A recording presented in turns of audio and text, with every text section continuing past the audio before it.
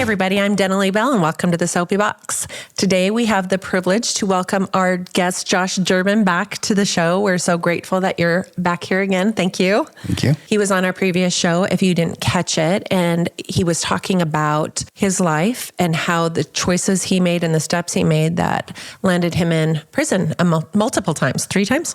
4 times. 4 times. In prison. 4 times. And it was a really good episode. It turned out to be everything I wanted Soapybox to be. I want to really thank you for showing up and being authentic and vulnerable and sharing your story, because it's really what we created Soapybox for, this platform, is we want to share with people our stories so that they can relate. You know, sometimes people just feel alone and isolated in their story and they think they're the only ones it's happening to. And I noticed in our social media, many people said, hey, this is my story. This could be me. Yep. And people don't feel so alone in the world. I think you have an inspiring, transformative story that you have changed your life in such a dramatic way that it gives other people the idea, the permission, the goal that they can do it too. Because what one man can do, so can another. And then the biggest thing that I want to do with Soapybox is to tell stories that people maybe don't understand or can't relate to. But maybe by hearing you and getting to know you, they have more compassion and less judgment. Right. And I feel like on social media, that was represented well in all areas. There were some people who had a lack of compassion, but you know, those are your keyboard warriors who just are negative all the time anyway. And I think that some of those clips that they were responding to were maybe taken out of context. And it's hard to understand the full context without seeing the full podcast. So make sure to watch the full podcast. And if you want to see that first one, please, it's on all podcast platforms and YouTube as well. I just want to get the right name of it if you want to search it. It's The Dark Side of Addiction, Josh's Battle That Led to Prison. And it will also be in the comments area as well. And please like and subscribe. It helps us bring more stories like Josh's to the forefront. And we really enjoy doing this. And I think it's important. And it does really affect people's lives. TikTok, you've become quite the phenom. So people are relating. And it's quite interesting, the conversation that's being had there. So we're going to just delve right in today and start talking about your first day that led to prison. Like, I want, if you can go back to those memories and think about what were you feeling? What were you thinking? What did you see? The very first time I went to prison, I was just a kid. How old were you? 18 years old. When you go to prison, the choices you make while you're waiting to go to prison in the county jail, those are going to ultimately pick the path that you choose to live while you're there. Mm-hmm. Okay. What I mean by that is when you're sitting in county jail, you've been sentenced to go to prison. You're going. There's nothing you can do about it. You will either become a victim and try and live that life while you're in prison, or you'll find a certain group of people that you feel you can relate to. And you'll make a decision before you leave county jail most of the time of who you're going to try to become when you get there. So did somebody teach you that while you were there? No, it took me going to prison to figure this part out. And you don't really realize what you're doing, but you're making your decision before you get there of how you're going to live. How you're going to survive. Right. So when you're pulling up, do you pull up on a bus? You do. The day they call you to roll your stuff up because the bus is here for you, it doesn't really hit you till you get in that room and they're putting the waist chains on you and the shackles and the handcuffs. That's when your anxiety, your fear, if anybody ever tries to tell you that they are not scared the very first time they went to prison, they're lying. Because there's a fear that comes over you because all you know is what you've seen on TV or the stories you hear from people. And you get on that bus and you head out to that desert, because that's usually where it's at. And it's real at that point when you get there. And you pull up and you look at that gate and you see the gun towers, and it's scary. It really is. I can't imagine as an 18-year-old Yeah. what that might have felt like. I was scared. When you get there, when you get inside, you're used to the time that you spent in county jail. You're locked down constantly. You're treated like crap. When you get to the prison and they shut that door, they take the cuffs off you. There's no more cuffs. You're now in a secured building, and they don't keep those cuffs on you anymore. You're free to move around a lot more than what you were in a county jail. You have to choose on how you're going to survive. You do. So you probably didn't know that going in, but you probably realized it real fast. You do. You realize it super fast. Because usually before you go to prison, there's guys in the county jail that have been to prison. Maybe they're there on a parole violation. They're getting ready to go back out. They got to go have a hearing, whatever the case may be. Depending on who you are and the person that you want to become, I guess, is the group that you'll find yourself going towards. And you'll usually find yourself with guys that are going back out to the prison. So you're hearing from them, you're listening from them, their stories, and you're mentally preparing yourself for what you're about to go through. Did you physically prepare yourself? Yes. Before you go to prison, once you know you're going to prison, you expect the worst, right? You hear all these war stories of it being a gladiator school or whatever it is, right? That's what I picture it to be. And it is. It really is. You prepare yourself mentally and physically. You get yourself into a workout routine because most of the guys that are coming in, they're drug addicts, right? Their bodies are all tore up from doing drugs or alcoholics or whatever it is. So now you're going to prepare yourself physically. So that way when you get there, you're ready, right? You feel strong. You feel strong inside. So, but mentally, how do you steel yourself mentally?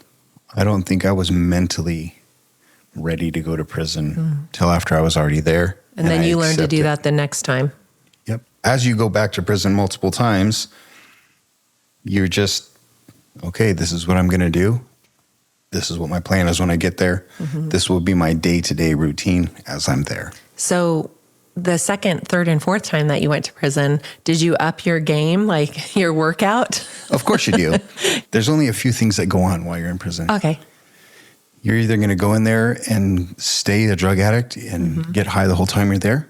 Because drugs are readily available? Constantly. Oh, yes. There's just a huge markup on the price, obviously. You're either going to go in there and continue to be a drug addict. You're going to go in there and try to be somebody that's involved in prison politics and try to rise up in whatever certain... Is that really a choice to not be in prison politics? It is. I mean, it feels like it's a government within itself. It feels like a whole government hierarchy. Is ran similar to out here, right? So in the prison, you've got the gangs, and you've got the officers that work there. And most of the time, those guys that work there, they're just there for their check. They don't want to get involved in it. So it's really the inmates that run it. You're either going to fight when you get there, you're going to be a drug addict while you're there, or you're going to be scared of your current situation, and you're going to realize that being homosexual, you can just go in there and change your sexual things that you like, and you'll be kind of left alone to be picked on a little bit, called all kinds of names, maybe beat up a couple times, but you're really left alone. Okay, so let's go into the homosexual thing. So you think that these guys who go into prison, they choose to do this? Yes. They're not picked to do this? I think that... Is that a TV thing? Guys that go to prison, they might have a little gay tendencies out here, but when they get there, I've seen it in front of me multiple times, guys that you would not even expect it. So they're doing this for survival? Yeah, some guys do. Yeah. They're like, hey, I'm going to go in here and I'm going to be gay and, I'll probably get left alone. Oh, okay. So maybe for survival, do you think, men seem to need sex maybe more than women? Well, the Idaho prison system promotes homosexuality. Okay. They really do. How do they promote it? If you go in there and you tell them you're gay or you're transgender or whatever it is, they will give you the necessary medications to continue whatever hormone path you're choosing to go down. The taxpayers actually paid for an inmate in there to get a sex change. That's interesting. So what I find interesting about this is I had a relative who was recently in jail, and getting medical care was next to impossible. Yeah. But for somebody to get a sex change, it seems like it wasn't that impossible. It took a long time. I was actually in prison with this guy. Oh. I'm going to call him a guy because that's really what he is. Okay. He was a queer the whole time we were in there. Didn't know him personally. I knew of him. And then I knew of him even more when his face was put on the news. Wow. Is he still in prison? I'm not sure. Oh, okay. I've been out of prison since 2018, so I really don't know too much right now. How does that go over with the rest of the guys? Well, or was he transitioning when you were in there? I think he was. Okay. How would that, I mean, you can even imagine how that might go over. Is that just he had a normal boyfriend. now? Well, he had a boyfriend. Okay. There's like this whole little group of homosexuals in there. I had another relative who had been in prison, and he kind of explained the hierarchy a little bit to me. Like, you pick a side, right? You pick who you're going to, and it was very racial motivated on how you picked your side. And it wasn't, I don't think people are necessarily racist when they go in, but it sounded like you got to pick if you're white, or he said the natives, or with the black people. Right. And those were the three categories at that time, at that prison, that was a while ago. And you have to pick. You don't have to. You can go to prison and choose to just you want to do your time. Okay. Now they leave you alone? Not really. Oh. You're not going to have a very good prison experience. You're already there. Is there such a thing? You're already there. Yeah. You might as well make the best of it, right? Right. You're not going to have a good experience. I mean, yeah, you'll be kind of left alone, but Will you be safe? Yeah. Okay. You'll be safe. Really, the whole prison system, if you decide to go and be just a normal guy, you just want to do your time, you're not going to get the certain things that other inmates that are politically involved will get. So you're not going to get the hookup at the laundry spot. You're not going to get new socks or the new underwear. You're going to get the old holy stuff. And those things mean a lot. Yeah, good socks and good underwear and brand new pants, get new shirts. But if you're just that guy that's there doing your time, nobody really knows you. They don't really give a crap about you, right? So it's not like you're going to get raped or beat up then? No, rape's really not a thing anymore in prison because... they're promoting homosexuality. Yeah, like I said, you could throw a Frisbee down the tier and you'd probably hit somebody that's gay. Okay. So rape, from what my understanding, seems more of a power thing. Yeah. So it would seem like that wouldn't really go away, because if it's still a power thing, it would be used as a tool to show power. But they have other tools, I guess. Well, yeah, they have guys in there that have bigger breasts than women out here. That's interesting. Yeah. How does... I mean, I'll tell you what. When I went back the last time, I didn't really pay attention too much when I first got there. But I was down in the receiving unit, and when you're in receiving, you're kind of segregated from the rest of the prison while you get classified, which determines the level of security that you're going to be on, which determines which yard you're going to go to. Okay. So if you're minimum, medium, maximum, closed custody, determines on where you're going to go. So when you go to the receiving unit, you're segregated from the rest of the prison. So when you go to eat at the chow hall, the other prison has already been moving, so they're down at the gym. You're going to walk past the yard. You're going to see the guys down at the gym. When I went back the last time, and we were on our way to the chow hall, I'm talking with a buddy of mine, and I look over, and I had to double take because there was a guy with blonde hair and boobs down there with the rest of the guys. And I was like, what the hell is that? Wow. So they have these transgender guys walking around in there. So when it comes to rape, it's not really a thing. because there's so many guys and they're willing to give it to you now. Wow. So sex is commonplace. Do you see it, or is it still, do people use discretion? Really. If you are politically involved in prison, it's looked down upon, right? Okay. Better so not. It's not a free pass like No. Las Vegas to some people. No, Okay. It's not a free pass. If you're one of what they consider the fellas, I guess, you better not be doing no homosexual stuff. Okay. Yeah, it's not a... What happens? Well, if you're involved in... if you're politically involved and you get caught doing homosexual stuff, you're probably going to get beat up. Okay. Yeah. So when you say politically involved, could you define what that means? What I mean by it's like prison politics, right? So you've got your whites, you've got your blacks, your Mexicans, and your others, which is basically everybody else. And those are your gangs in prison. Okay. So when I say politically involved, if you're involved with the white boys or you're involved with the blacks or whatever, that's what I mean by that. And they kind of have their own set of rules that you need to live by. Yeah, there's rules. Do those rules differ between the races? It does, because I noticed that a lot of so if you're a sex offender, okay, you're not going to be politically involved whatsoever. If you're a rapist, that's out as well. It seems like... So they're in no man's land, and there's no option for safety for them? Yeah, if you're a sex offender or a rapist, they're basically the same thing. Have you seen any violence towards those people? Yes, 100%. Any stories you want to share? I do. Basically, the way it works is like this. If you're a sex offender or a rapist, you're on your own, and you better know how to fight, or you better learn how to fight really fast. Is there enough fighting to do to get out of that situation? No. That's basically a green I imagine light. it's this thing where they just keep coming at you. They do. It's a green light on you all the time. But if you go to prison for beating up a woman, they consider that a good charge. Wow, that's fascinating. Yeah, it's something super to be proud about, I guess. Makes no sense to me.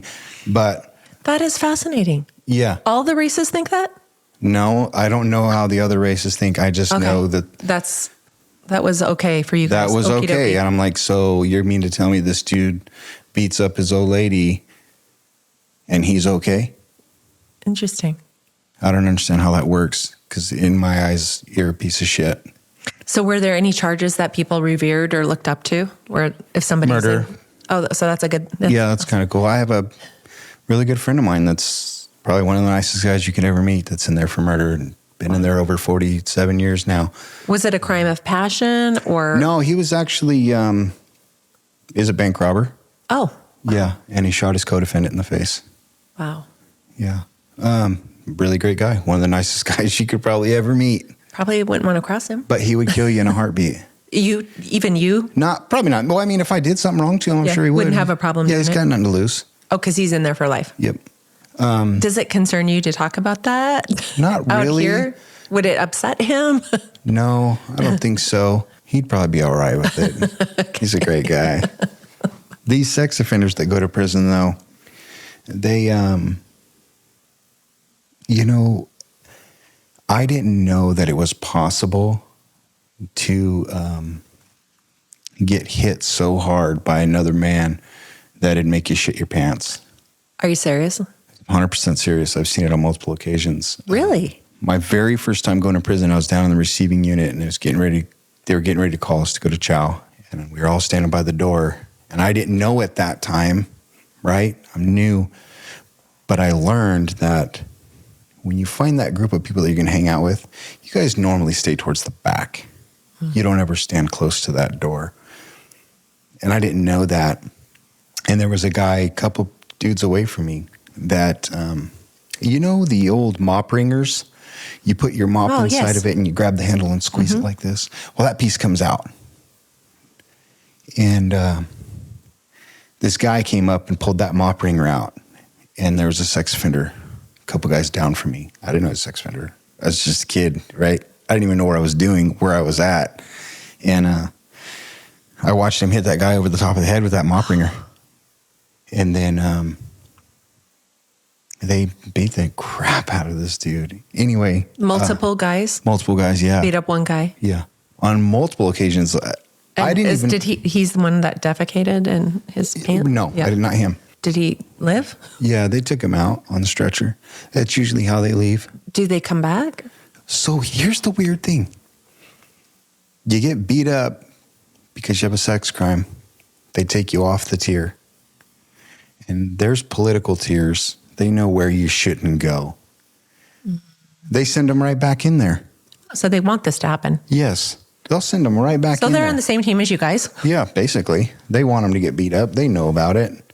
On multiple occasions, though, I've seen guys get hit so hard in the face that will literally...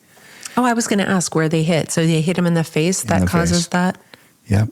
And I didn't know it was even possible. I didn't either. I just assumed it was going to be like in the stomach or some other area. The face. That's interesting.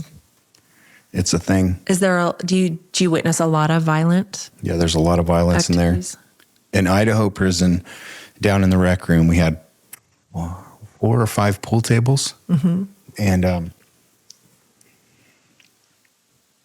I remember the very first time I seen somebody get a pool ball thrown at their face.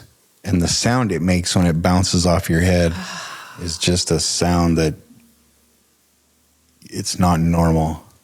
No. But they don't take the pool tables away. They just leave them there. Yeah. So they don't mind the violence. The guards don't. I think they do. Like I said in the beginning, most of those guys that work there, they're just there for a check. Mm-hmm. They don't want to get involved in what's going on. Well, you have to wonder if they're not a little afraid to get involved. Right. Because of the politics of, I mean, in my movie head, thinking, I don't know if I want to be rude to somebody in prison because especially somebody that might be getting out and want retribution. What I'd loved to say is when you'd get that guard that was just being a complete jerk to you, would go in your cell and search your cell and take things away from you that he shouldn't have taken from you. It's always fun to look at them and just remind them, like, hey, dude, I'm only here for a couple years, man. We live fear in their eyes when you say that? Do they think about it? I don't think they put it all together. Like, we're from the same town. That is fascinating. We will see each other. It's not very big. Like, I don't even want to be anyone in my party at a restaurant to be rude to the server because they're handling my food. This is a much bigger thing. Yes. That's interesting. Yes. What do you think about the trans women in women's prisons? So the men that are transitioning to women, but going to women's prison. How do you feel about that? I don't know if they do go to a women's prison, do they? They do. I know they are in the UK. Because I know in Boise, Idaho. Not here, maybe. But I know in some areas they are allowing that. And the thought is from some women that they're not really transitioning and it's a way to escape prison with the men.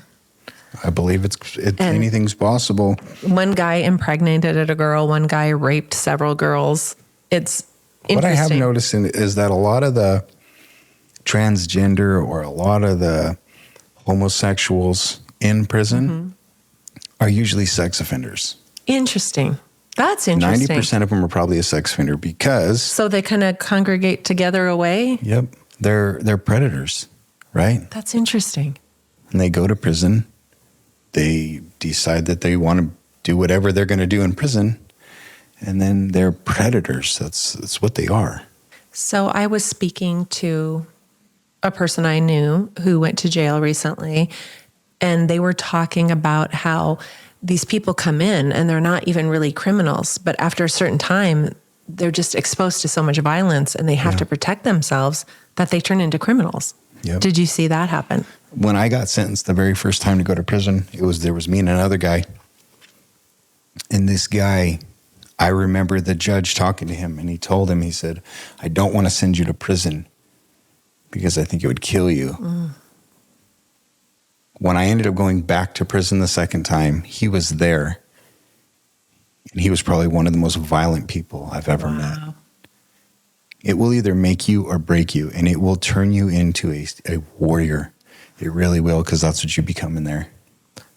Well, you kind of have to, don't you? You do.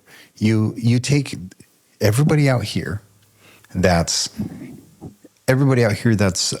a hustler, a drug dealer, that's trying to be this alpha male. You put them all in the same place together. What do you think is going to happen? Right? Violence. And I watched it happen. I watched a guy go from this little kid that was weak to turn into somebody that was a savage. Really? Just a savage. So not a lot of rehabilitation happening in prison? No. Which is what they were designed for, right? Right, yeah. So just like all the classes that they promote in the prison system, none of the classes work.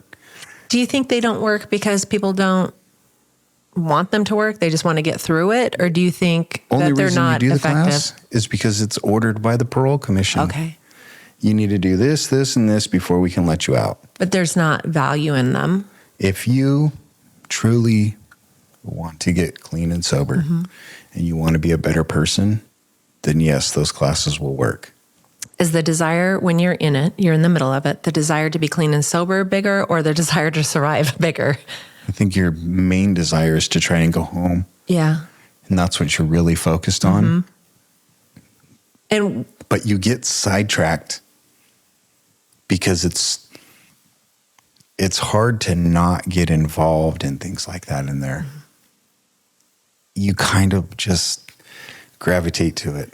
Well, it becomes your world. It is. That is your world. And when you go to prison, if you don't accept the fact that you are there, it's going to be hard on you. When you get there, you need to accept the fact that you're in prison.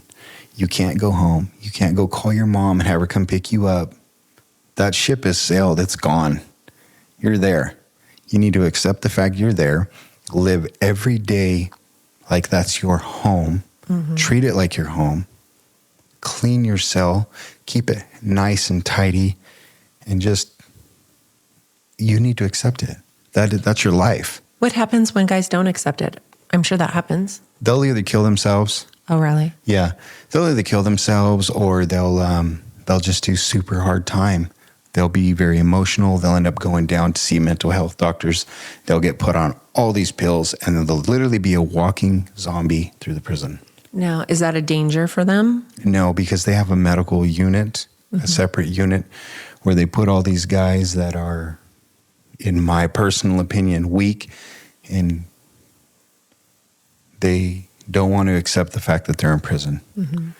Like, hey, you messed up. Deal with it. Learn from it or don't. Either accept it or go down and go get on a bunch of pills and go sit in your cell and cry about it. People get killed by the system too, right? Yeah, the last time they executed somebody in the state of Idaho. Everybody knows that there's an execution, right? Because it's posted. It's on the news. This person's going to be executed. They usually open up a channel throughout the TV prison. They play movies and they lock the whole prison down. But the feeling that comes over the prison is to just know that they're killing somebody is super hard to explain. There's a little trailer, and there's this outside where there's a track that you can walk and exercise and run and all that stuff. There's a trailer that sits off to the side outside of the gate. It's no longer used in Idaho, but that's where they killed the guy the last time when we were out there. And just to know that you're in somewhere where the state of Idaho is murdering somebody. Not murdering, I guess. Basically, they are. I mean, they are. I mean, he killed killing somebody, him. so they're going to kill him back. Isn't that bizarre? But that's bizarre to me. That comes over the whole prison system is just, you can't Can you feel it in the You can atmosphere? feel it. You just know, everybody knows. The whole prison's calm. There's nobody really acting up. Everybody's just kind of like, holy shit. Is it dark feeling? Yes. They only killed somebody one time that I was there. There was only one person executed. I think it was the last person that's been executed in Idaho. Oh, really? Yes. I didn't even know we had capital punishment at all. Yeah, I don't know if they still do or not, but they did. I was there. Interesting. I always find that interesting that we kill somebody because they killed somebody. Like, I don't agree with it, but that's just my personal view.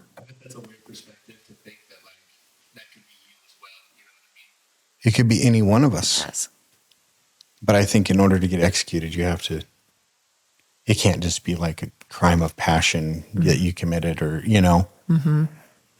I am imagining guards to be cruel and sadistic sometimes because we see that on TV. Do you see that? Like,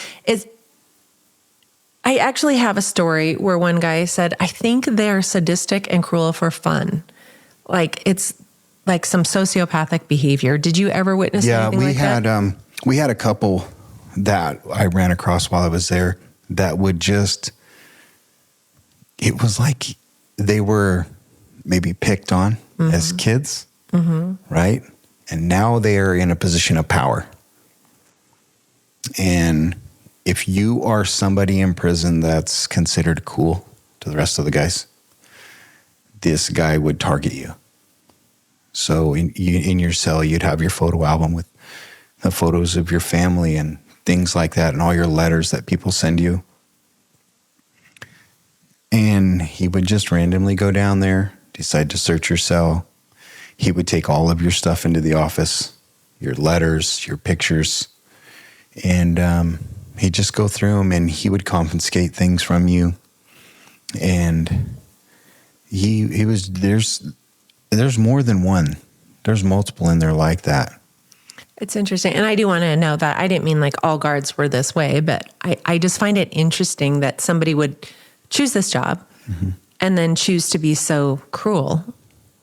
Right. And then, like you said earlier, I mean, that seems kind of scary if somebody's going to get out. Yeah. There's a few that are like that. And then there's a few that are on the team. Okay. Right? Do you think they're getting financially supported to be on the team? And that would be a good... Yeah, it's really common to be walking down because you could buy watches off commissary and things like that, and sunglasses. And it's real common to be walking down the breezeway, right, heading down to wherever it is you're heading to in the prison, and you'd see somebody walking by with this massive watch on their wrist, or they're wearing Oakley sunglasses. They sell Oakleys in the commissary? No. Oh, no. No. Most of the time that's because we got one of the guards on the team and he just brings it in for us. So there's ways to get everything into the prison. Yep. So do people do drugs in prison? Yes. And they drink? Basically any drug that you want to do is in there. There's only so many ways a drug could get in, so we won't. My best friend, basically the guy I consider my brother, went back to prison for a parole violation and died because of drugs in prison. What did he use in prison? There's so many different stories that went on.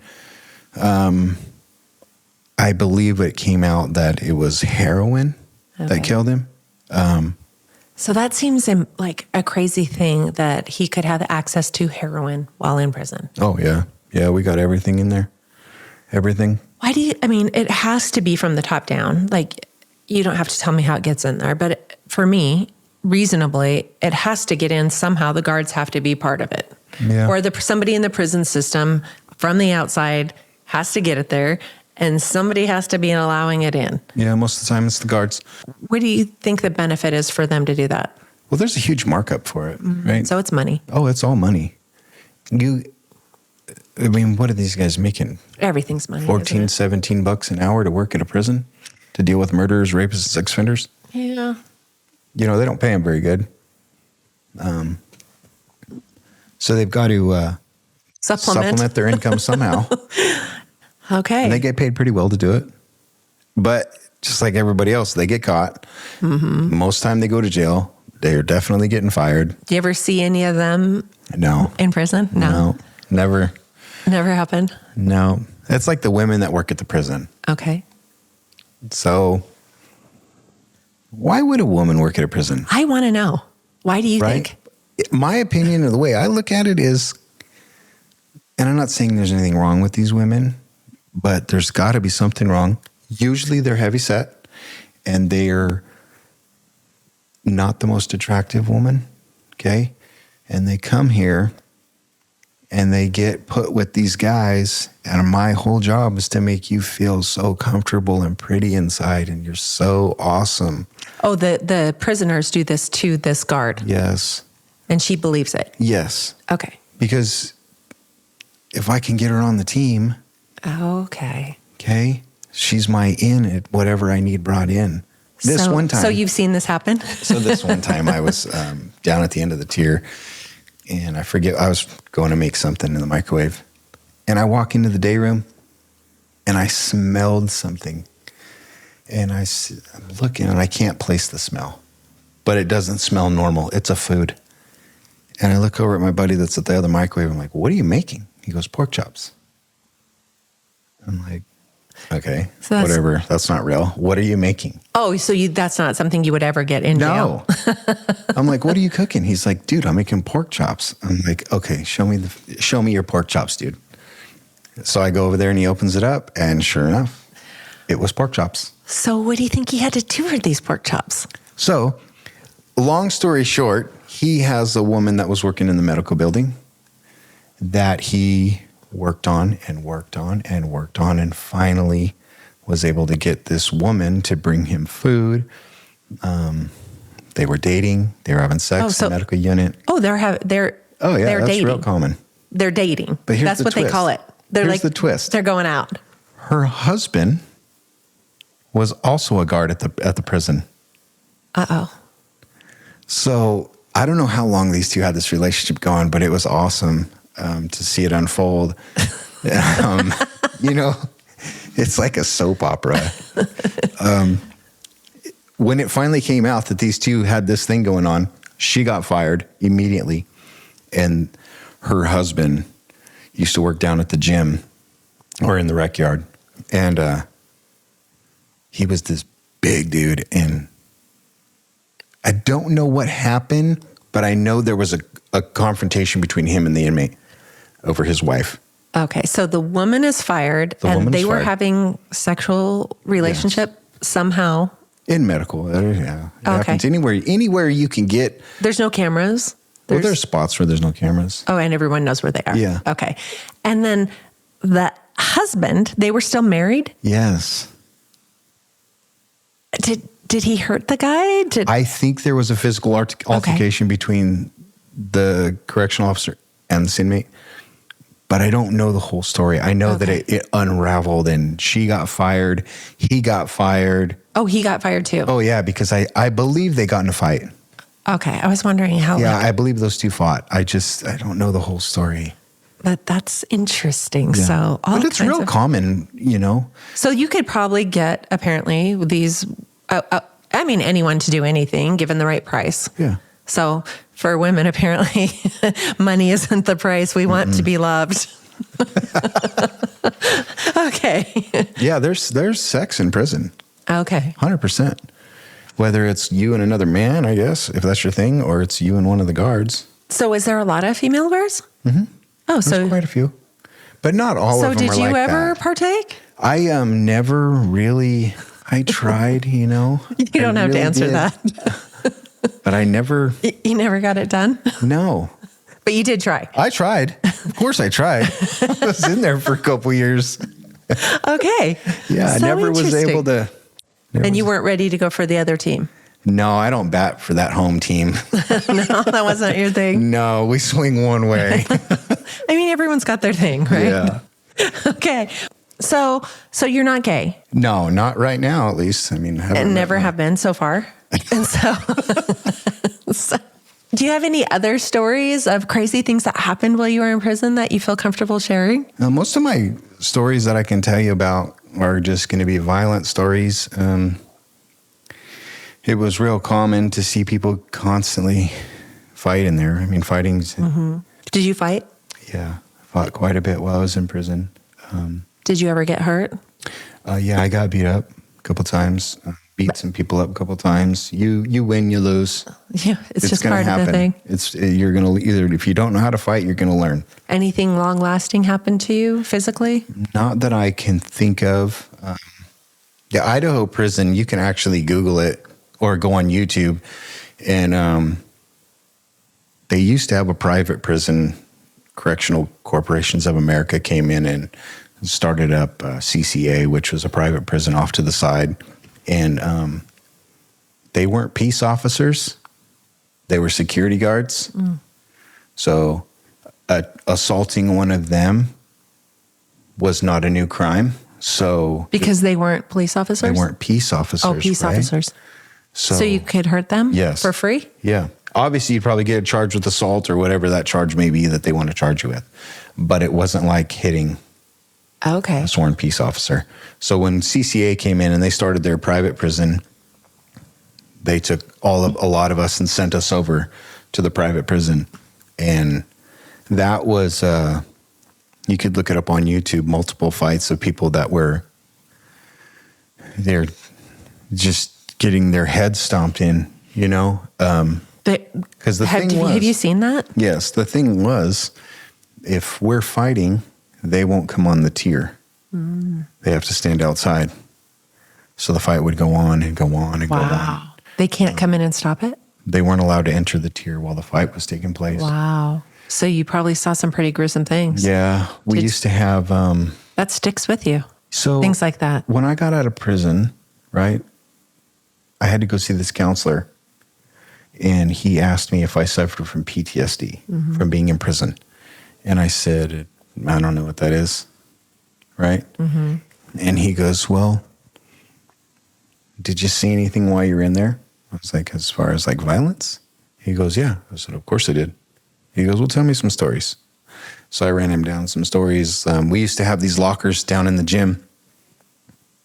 And there was about a 3 or 4 inch gap underneath the locker. And I remember this one time they got this sex offender cornered in the locker room.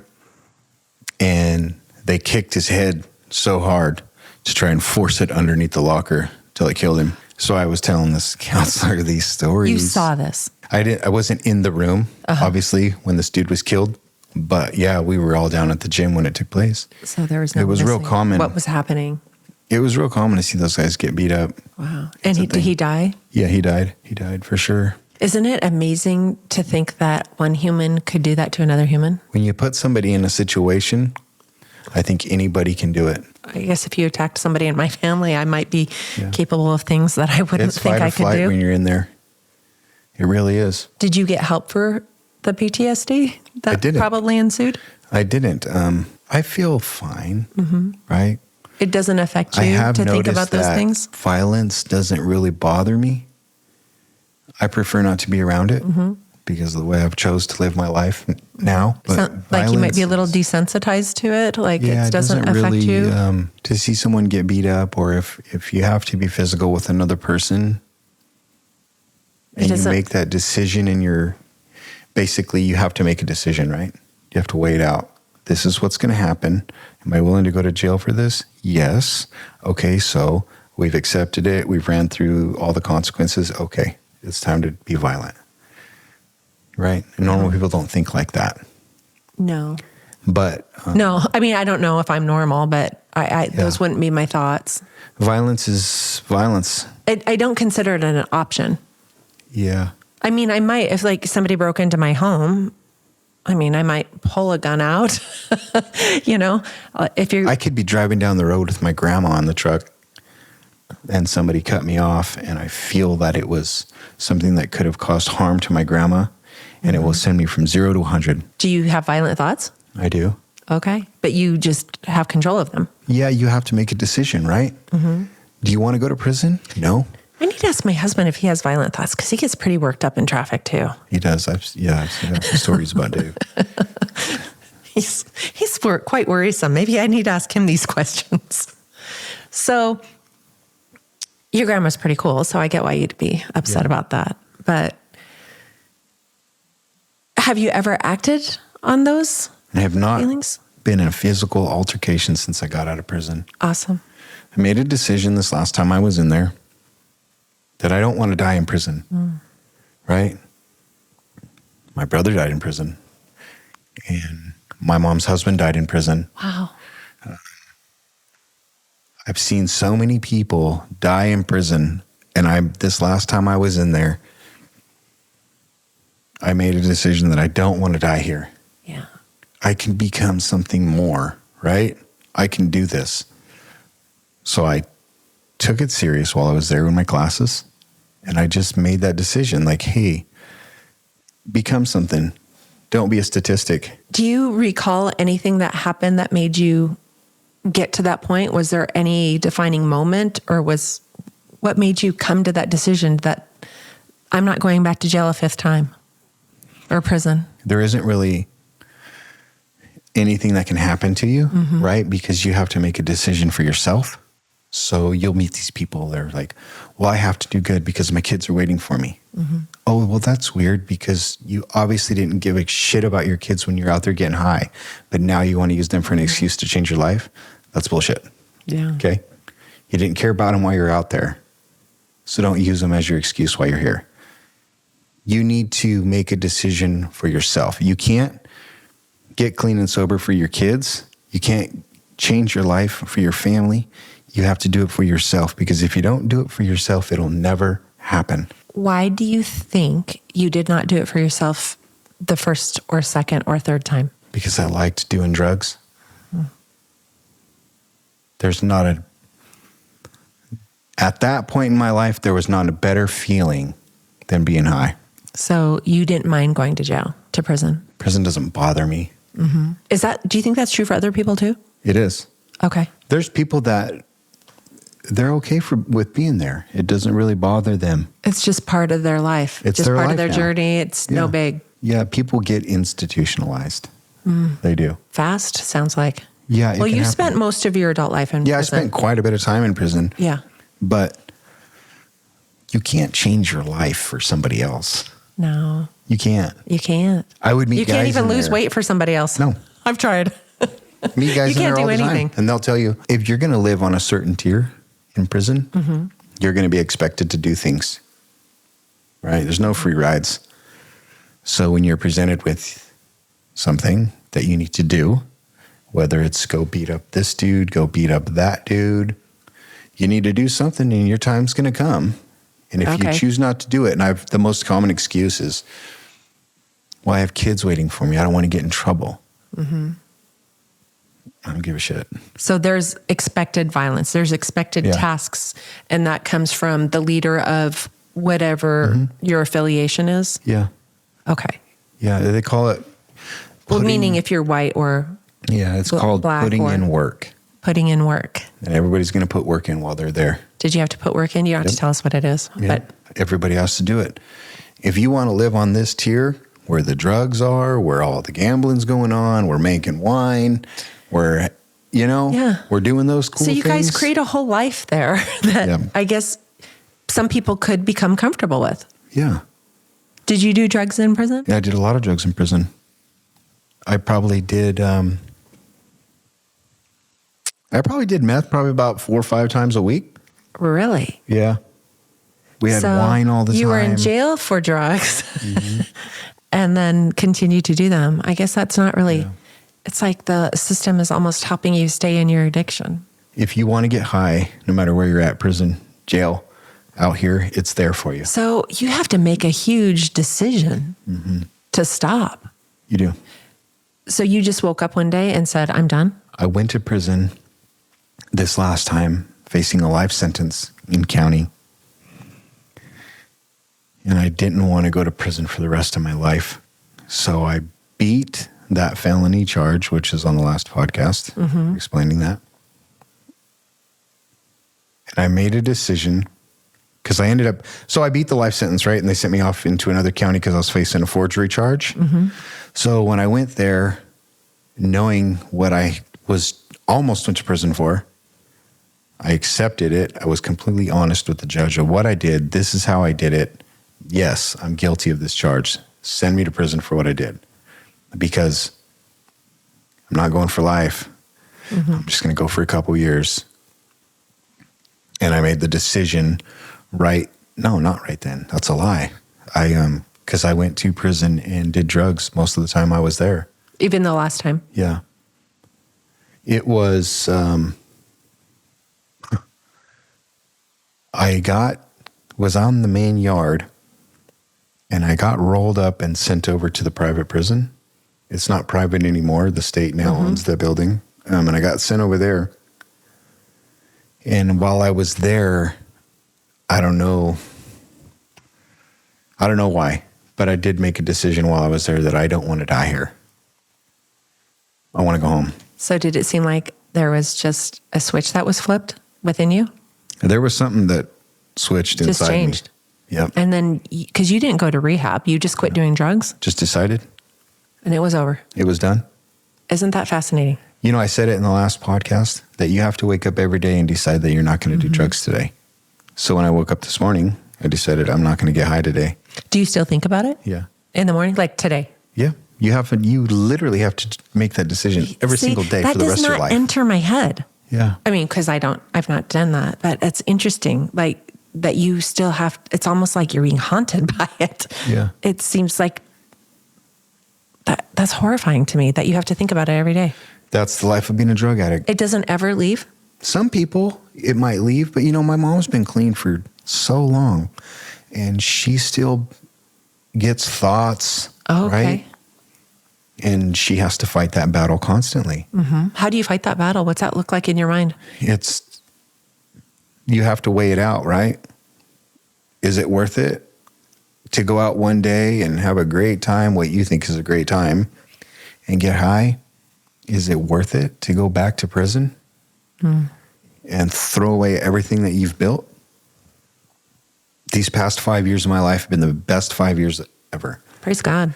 I am so grateful that I went to prison this last time because it changed my life. Praise God. See, this looks like he's showing up in your life. Showing up in your mind. Showing up. That's awesome. Yeah. That's awesome. Yeah, you've flown. You're doing well. I feel like I'm doing really good. But you will have that battle for the rest of your life. That makes me sad. I hope that that's gone from you at some point, that you don't have to think about that anymore. Drugs? Yes, that it doesn't even enter your mind. I don't want to do drugs anymore. Yeah. They're fun. Don't get me wrong. I had a blast doing them, but I have more fun being sober. I will say this. My mom has been in the hospital for the last month, back and forth, surgery, complications. She's been on Dilaudid and Oxy for a month. I have never seen her so happy in my life. Not that this is a sales or a commercial for drugs, but I can see where she's even like enjoying this feeling of not caring about stuff. Yeah. And because she's in a miserable position, and you can see where like an innocent use of these drugs could turn into something bad. Although I don't see my grandma trying to figure out how to get more, though I'm sure it happens. But you can see where like, okay, you're liking this a little too much, Mom. So when you watch this, my mom's fine. Anybody, my mom's doing great. But you're in that much pain and 3 surgeries, and it's a lot. That's how it starts. Yes. A lot for a lot of people. Yeah. For somebody who was close to me, ended up in prison, starting with a back injury, and it turned into something bigger. And he ended up in prison. My dad died from heart failure a couple months ago. Mm-hmm. Wait, shit, it's almost a year now. Oh, I guess it has been, huh? And it's drugs. It was drugs that killed him. I know for a fact it was. He did so many drugs. Really? Yeah. So that's like the only time he and I ever hung out was when I had drugs. Isn't that shitty? That is. Our whole relationship was based off of, hey, son, I'm going to be coming into town. Do you have anything? Of course, Dad. Come on by. And as a son, you want your dad's approval. Yeah. Because everybody does, even if it's sick. Yeah, that was our whole relationship. If I didn't have drugs, there was really nothing there. So he was living his addiction too. Mm-hmm. And then he died from heart failure because of his drug use throughout his whole life. So you guys never really had a close personal relationship? No. No. He has another son that he was a good dad to, and made up. Do you know him? I know of him. Yeah. Oh, but you don't have a relationship? Yeah, I don't need to know that part of his family. You said you had another brother die in prison? So biologically, not my brother, Okay. but he was my best friend who I considered my brother. So this is your world. Yeah. So that's why it's comfortable. But I think it becomes many people's world. So we talked in the previous podcast where you didn't have like a real tight relationship with your father and he was pretty abusive. But really fatherless. Yeah. Right? And that is a huge problem in the prison system. These fatherless men. Yeah. And then they act out in such aggression, which is interesting. Do you think it's because they didn't have an example? You can blame your who you are on whoever you want, but it does come down to what you make your own choices. But what if you don't know? What if you don't know how to handle your anger? What if nobody's ever taught you?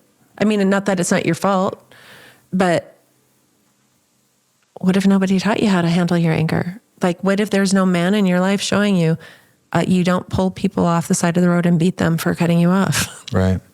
I try to do that with my son. You know, you might have something. You might be right. Because with my son, I'm very, you don't do this, you don't do that. This is Lola. She wants to. You don't do this, you don't do that.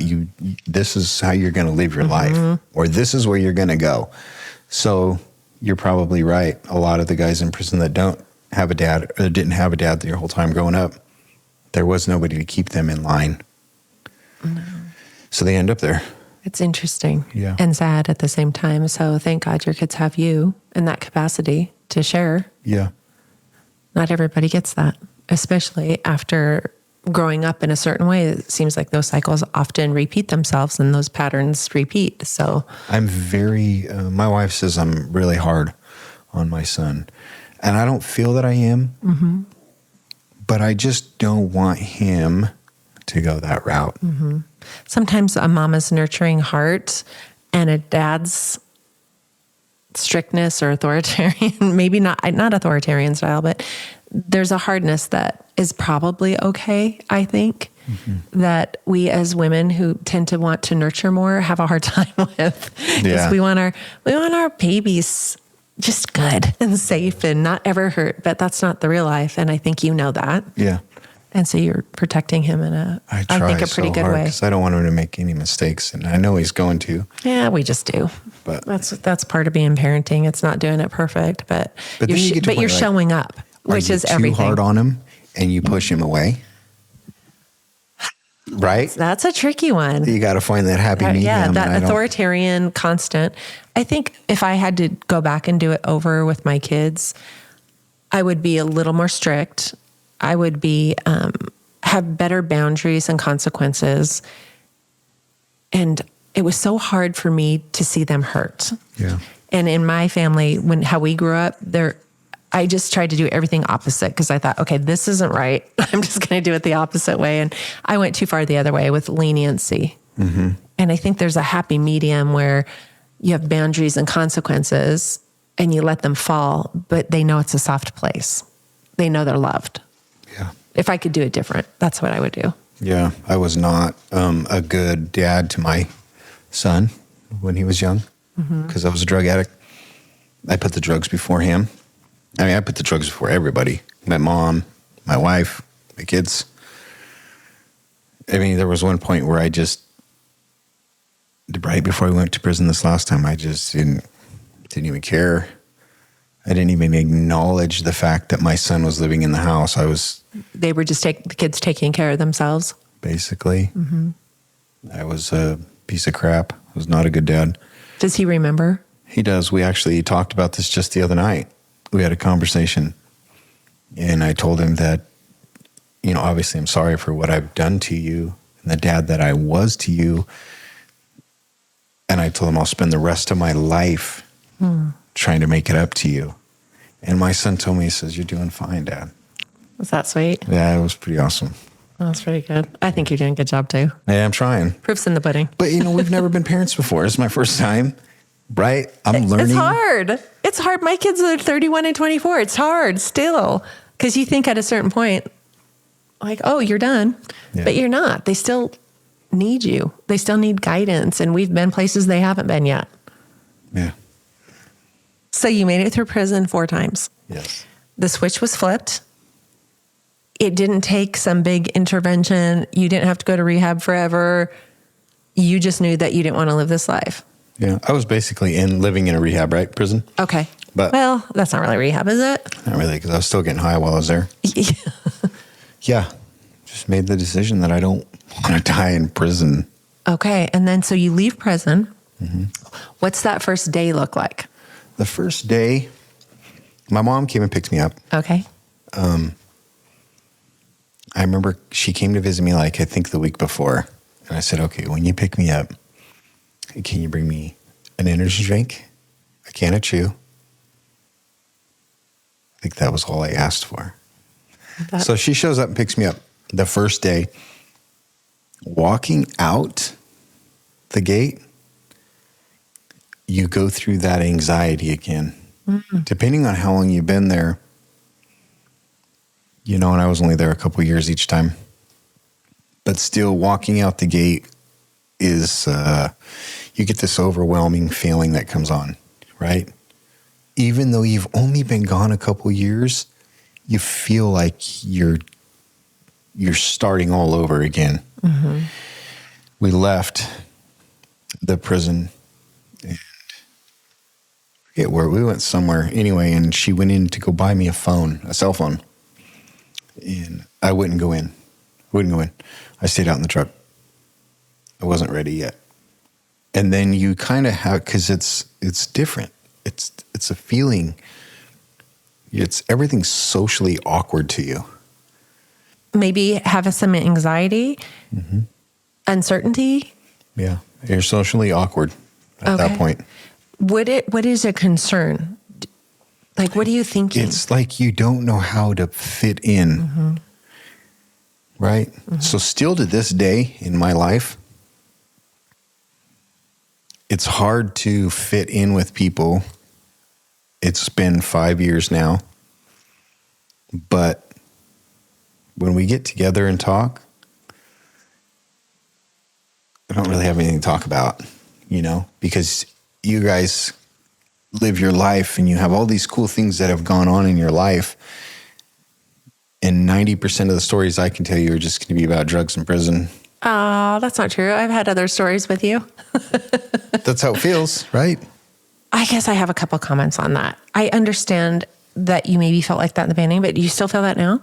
Sometimes. Because I don't see you that way at all. You don't? No. I think it's always interesting. We're talking about our families, but I mean, you've helped me with my sons and things that have gone in our life. So I with what information did I help you with, though? It's true. I got to be careful.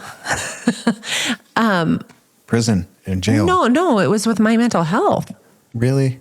That's what I was dealing with because I didn't want to hurt this person in my life by me doing the wrong thing. So I was asking you what was reasonable. Mm-hmm. So for me, it was, you've come out the other side. You've seen what it is. I think you're wise. I think you're wise how you handle your children and your family. I want to know what you truly think because I believe you would have my best interest at heart. Of course. I believe that. There's other people I could have called about it. Yeah. You know, but I don't know that they would have answered me as honest. And I do kind of like your blunt style. Yeah, my kids don't like it. I do like it. I like the no nonsense. I don't know. I just feel like you've been part of our life and I don't see it that way. I mean, we've talked about a variety of things.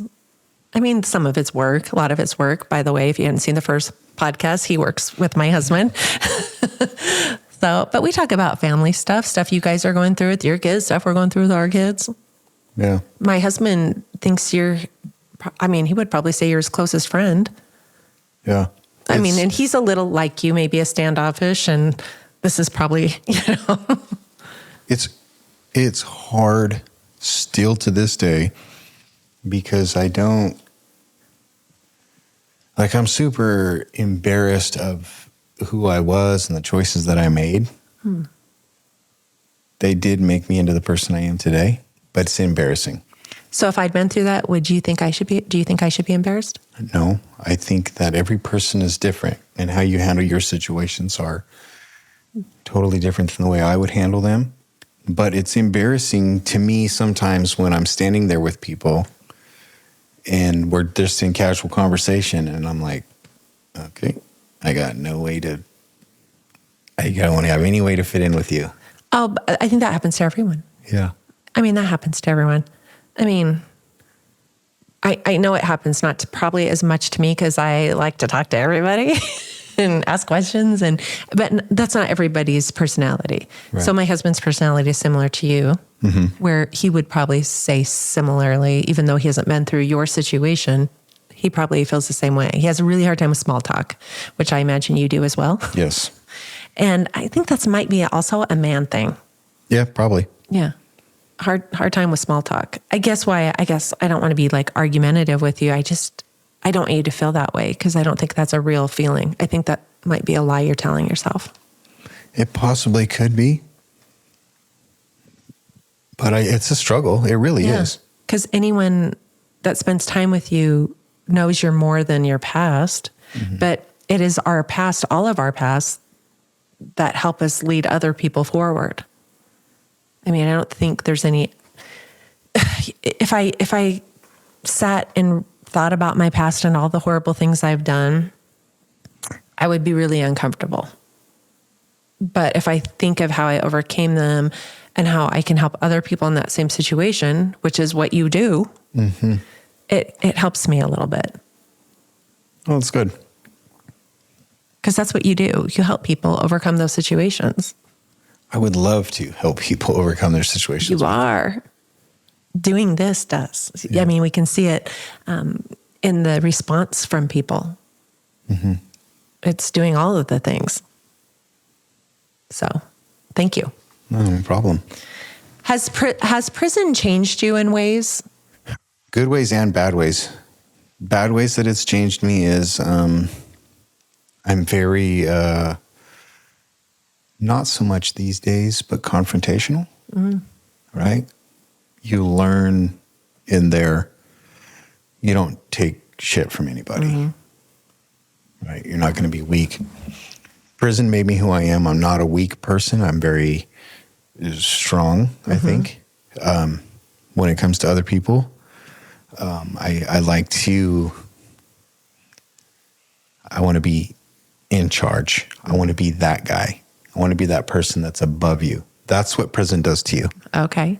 It takes you from it makes you more safe, right? Right. The higher you get. It takes you from this normal person that's just living their life, and it turns you into this person that needs to be in control, on top, my way. This is how it's going to go. And if you don't like it, then you need to tell me. But you're not going to tell me because you're weak. That's the kind of person that you become.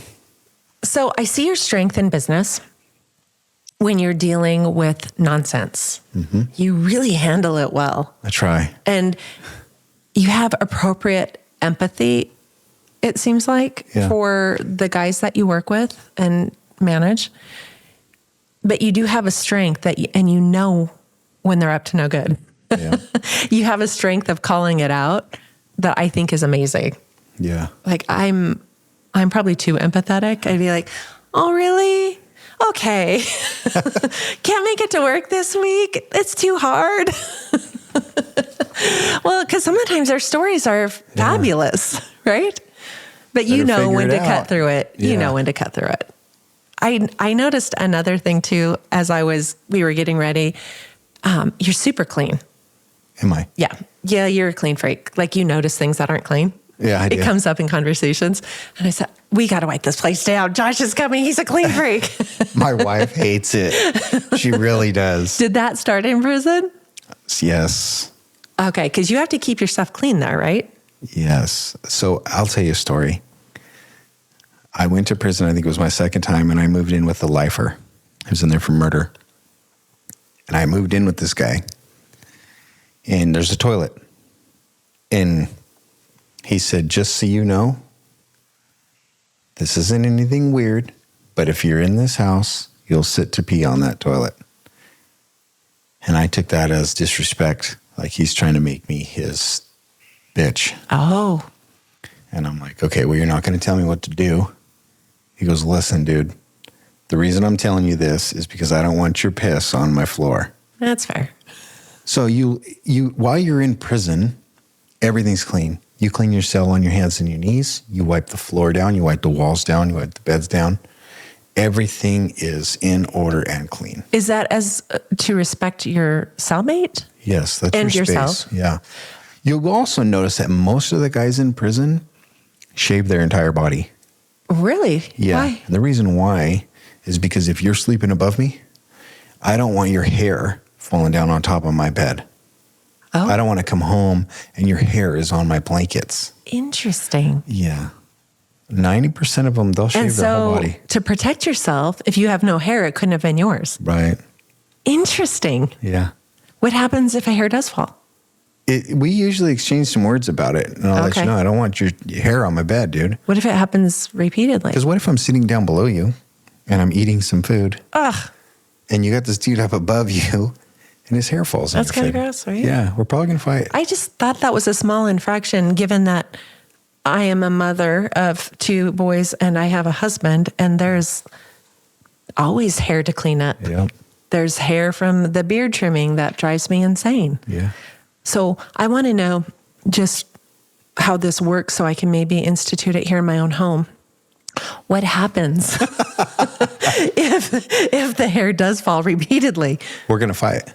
Oh, I don't think I could take them. I think you could. Huh. Yeah, it'd probably end up in a fight. Okay. Did you ever, or everyone just follows the rules? Yeah, we usually got along pretty good. That one guy I moved in with, I just didn't use the bathroom in the cell because I refused to sit to pee. Yeah. And I know why. It was his cell. He was there for the rest of his life. He doesn't want piss on the floor. I get that. There is a toilet out on the tier. So if you need to go to the bathroom, you can use the one out on the tier. So I would always wait. Do they give you cleaning supplies? Yeah, there's a janitor's closet on the tier. There is a tier janitor that gets paid from the prison, usually like 25 to 30 cents an hour. Oh my word. That's 35 cents in the Idaho prison was the max I ever made. What did you do for that money? There's a section out at the prison that's called Correctional Industries. And it's a pretty cool place. You can learn stuff in there. That's where all your license plates come from. Okay. All the Forest Service trucks that have the steel racks on the back of them, those are all built out at the prison as well. Because there's the license plate shop in there. There's a welding shop in there, which is the metal shop. There's a wood shop in there, which builds a lot of the stuff in the courtrooms and office buildings for the state. That's all built out at the prison. Really? Inmates build all of that. Yeah. That's amazing. Inmates deliver all of that and put it together. So you can learn a trade out there. So there's opportunity. There is if you want to use it, but most of us just went to work out there because it was the highest paying job. Okay. And then you can use that at the commissary. Yep. Okay. Did you have help with your commissary? My mom would send me money. My grandma would send me money. Mm-hmm. Is that a necessity to be safe? It really is. If you're going to be there for a while, it usually costs about $600 to get you going in the beginning. Okay. To get like the necessities? Your basic necessities, which is, your shampoo, hygiene products, your TV, because you could buy a TV. Okay. And your headphones and all the necessities that you're going to need, gym shorts. Okay. What would be a good monthly amount for someone to live reasonably? I did it on $75 a month. Okay. Is that including what you made? No, that was with my money I made from my job, and my mom would send me money every month. Okay. Does that help you stay safe, getting money? Not really. I mean, unless you're gambling. Okay. And you don't have a way to pay it. So if people are sending you money, you are buying commissary, you better be able to pay your bill when that time comes. People will get beat up over their gambling debts. So it's just a violent place. So when you were released, where did you first go? Did you go I went to my mom's. Okay. Yeah, I paroled out this last time to my mom's house. Let's see, I got home and basically just hung out that day with my mom and didn't really even leave. Hung out on the front porch a little bit, You didn't have to go to like a halfway house. They just release you. No, you can, if you don't have a place to go, you can go to the halfway house. You can basically parole anywhere as long as it's within the guidelines of, you know. But you can go to a halfway house. I don't recommend it. It's usually a bunch of drugs in there. I mean, if that's your thing, if you don't want to turn your life around, go to a halfway house. If you want to go back there? Yeah. Okay. And then you were able to get a job. Okay, so. You didn't have any problems? Nope. I actually got out of prison. And that very next day, I called my boss, who I work for now, and asked if I could come to work. My husband? Yes. Oh, that was your first job back out of this last time? Yeah, I called. Oh, wow. I got out and I was back to work by the third day I was out of prison. Wow. Because the first day, he hung out with my mom. Second day, I had to go check in with the parole office. Got all that situated. And then on the third day, I went back to work. Wow. So some people have a hard time getting a job. They do. And you just didn't experience that. Usually these guys that are having a hard time is because they went into prison when they were young. They don't have a trade. They don't really have a good work history. So when they do get out of prison, they don't really know anything. So they struggle because there's no help for them. They'll try to say, go to your parole officer and he'll help you. I've been on parole since 2018 this time. And I think I've seen my parole officer like 3 times. Oh, wow. Yeah, they don't really. So you have guys that show up to the job site and want jobs that have probably been in your position, correct? Yes. And how do they do? That really depends on what they're trying to do with themselves is what they're going to do. So you've hired guys from the work center to work with us, and there's been some success stories, right? But in the interest of privacy, we're not going to mention it because some of them are still with us and we don't have their permission. Right. There are many unsuccess stories. There's a lot of these guys that I hire from the work center. It doesn't work out. They don't really have the drive. They're just really here because they can get out of prison. Okay. And we're an option that is known to hire. Yeah. If I could hire one. Yes. Just imagine if I just want to help people, right? I really do.